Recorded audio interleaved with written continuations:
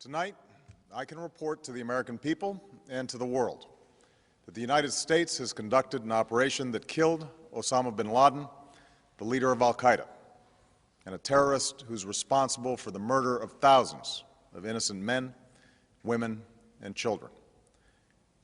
It was nearly 10 years ago that a bright September day was darkened by the worst attack on the American people in our history. The images of 9/11 are seared into our national memory.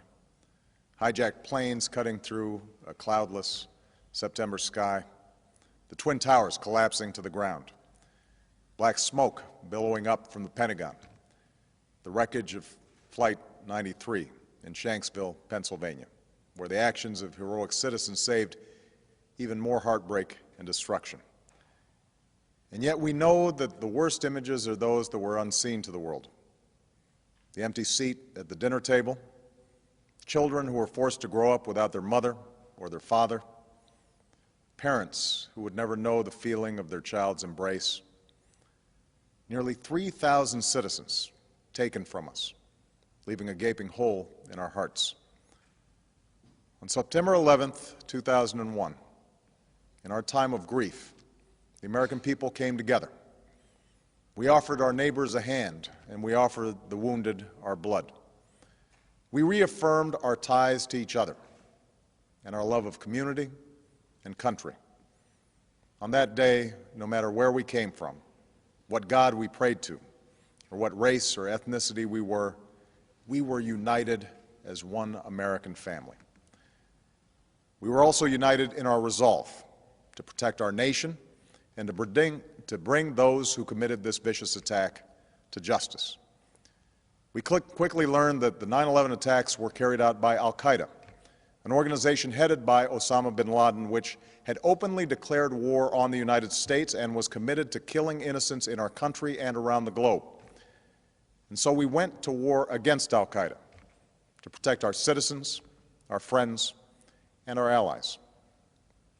Over the last 10 years, thanks to the tireless and heroic work of our military and our counterterrorism professionals, we've made great strides in that effort.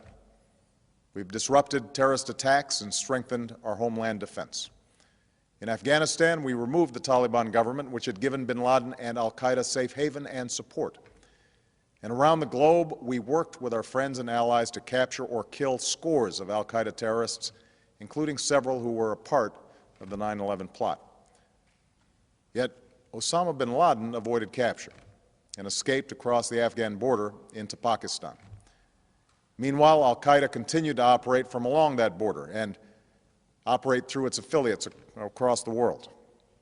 And so shortly after taking office, I directed Leon Panetta, the director of the CIA, to make the killing or capture of bin Laden the top priority of our war against al-Qaeda, even as we continued our broader efforts to disrupt, dismantle, and defeat his network.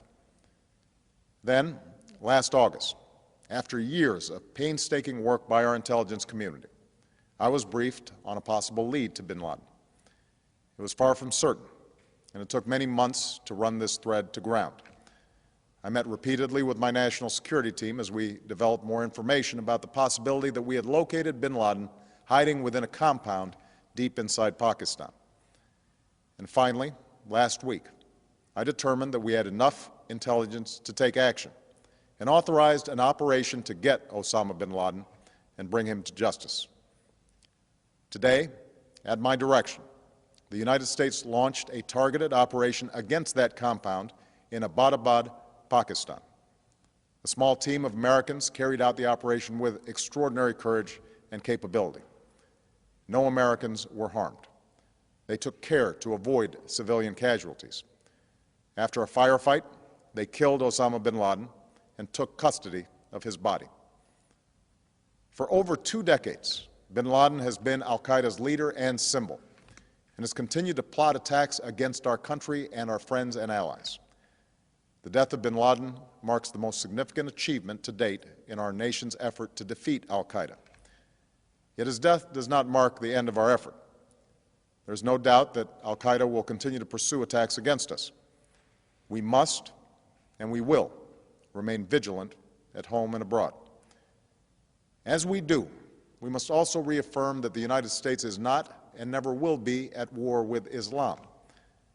I've made clear, just as President Bush did shortly after 9/11, that our war is not against Islam. Bin Laden was not a Muslim leader. He was a mass murderer of Muslims. Indeed, al-Qaeda has slaughtered scores of Muslims in many countries, including our own. So his demise should be welcomed by all who believe in peace and human dignity. Over the years, I've repeatedly made clear that we would take action within Pakistan if we knew where bin Laden was. That is what we've done.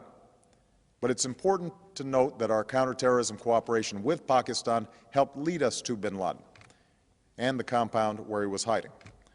Indeed, bin Laden had declared war against Pakistan as well and ordered attacks against the Pakistani people.